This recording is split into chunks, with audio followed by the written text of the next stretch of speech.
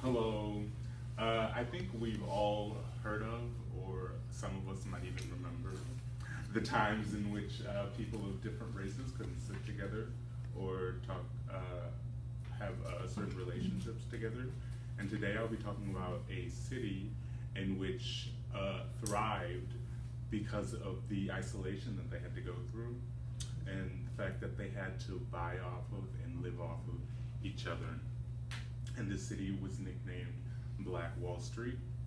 And I will be talking about the rise, the fall, the legacy, and the aftermath of Black Wall Street. Now let me first do a brief summary of the founder of Black Wall Street. O.W. Gurley. He was a black entrepreneur, and he worked with President Grover Cleveland. He went to the Greenwood Avenue. He went to Greenwood Avenue, which is in the north of Tulsa in Oklahoma. And he bought many businesses, made many businesses, which then attracted many black migrants going to Oklahoma.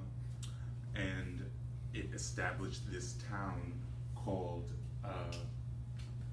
Greenwood.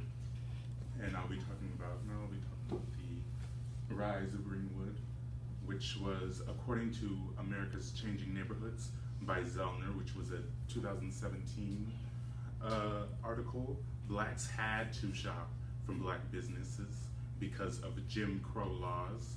And Black Wall Street was better known, or Greenwood was better known for its oil business, and it prospered for 2 decades before its fall.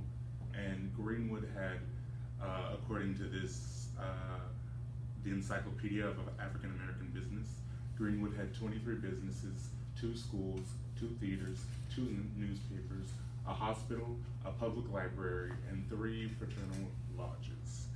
And let me stress again that these people, they didn't make these businesses and schools and theaters just to make theaters. They made it so they would have a hospital, because many hospitals were not integrated, many schools were not, most were not integrated. There are a couple that were integrated, but not enough to where they could really live off of. And of course, to educate themselves, a public library.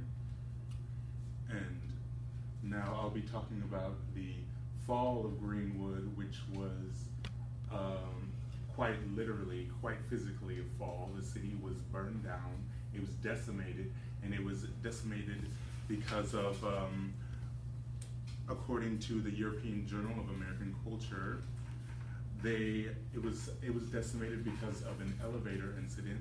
So what was reported to have happened by this source is that a black man and a white woman were in an elevator, and then the man ran out and the woman screamed.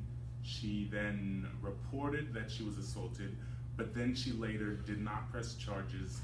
The police never arrested the man. The woman, again, never pressed charges, but a somewhat traditional newspaper decided to run with that story, and they published a story in which they asked for the capture of this man.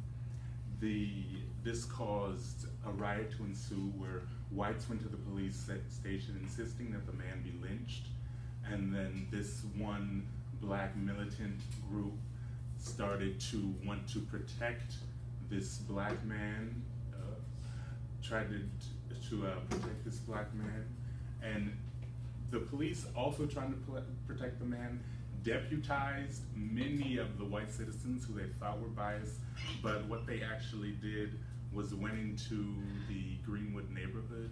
They took many of the citizens, the black citizens, of course I'm talking about, out of the neighborhood into safer locations as people were going back in and then burning down the city. And because of this, $1.5 million, at the least $1.5 million of damage was done to Greenwood. And 1,200, according to the European Journal again, 1,256 houses were burned down, and 214 residences were also looted and robbed. And now I will be talking about the aftermath and legacy. Today, Greenwood is still a city, and this incident is still somewhat questioned today as to who's to blame. One study, according to the mass media and government framing of roots, reported that the Red Cross and the National Guard in their reports suggested that most, if not all, the citizens in Greenwood were victims, and this is what this report said, and they had pretty much no involvement except for that one black militant group versus all these deputized white citizens. And then the police commissioner of the city, I don't have the exact quote, but the police commissioner of the city called the riot a black uprising, stating that he had been to Greenwood and said that if there was an uprising, there would be consequences, and they would have to pay for that because, you know, it's violence and stuff like that. And pretty much he considered the burning down of Greenwood what the blacks got, as because from his vision, from his perspective, he considered that an uprising. And in the 60s, Greenwood then took one of its last, well, not its last, it's still a city, but it took another big blow because of desegregation, as the black people obviously didn't have to shop black anymore, but that kind of did hurt black business. And Greenwood is just not as volatile as it used to be. And I've talked about the rise, fall, and aftermath of this formerly great city, and how they had to they were either, because of the laws that were forced onto them, they're either going to move up or they're going to move down. And that's exactly what happened. They moved up and they moved down.